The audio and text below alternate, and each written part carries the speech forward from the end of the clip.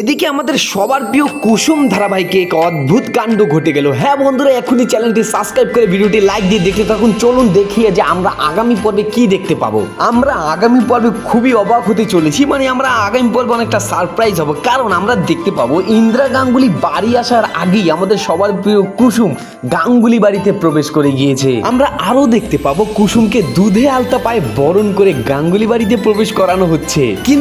কিন্তু তার কিছুক্ষণের মধ্যেই আমরা দেখতে পাবো ইন্দিরা গাঙ্গুলি আসলে সে বাড়িতে ফিরছে। আর আমাদের আয়ুষ্মানের কাকা বলছে, বৌদি আমরা যে কাউকে না জানিয়ে বাড়িতে যাচ্ছি, আমি কি একটা ফোন করে বাড়িতে বলে দিব যে আমরা যাচ্ছি? তখনই ইন্দিরা গান্ধী বলে যে না থাক, বলার কোনো দরকার নেই, আমরা বাড়িতে গিয়ে সবাইকে সারপ্রাইজ দেবো। কিন্তু আসলে সে বাড়ি এলে যে কি তুমুল কাণ্ড ঘটতে চলেছে সেটা তো তোমরা বুঝতেই পারছো। তো বন্ধুরা, তোমাদের কি মনে হয় ইন্দিরা গাঙ্গুলি কি মেনে নেবে আমাদের কুসুমকে তার পুত্রবধূ হিসাবে, নাকি ওইখানে আরো কি হয়ে যাবে জানি না। তো তোমরা তোমাদের মতামত জানাবে, আর চ্যানেলটি এখনই সাবস্ক্রাইব করো নেক্সট আপডেট পাওয়ার জন্য।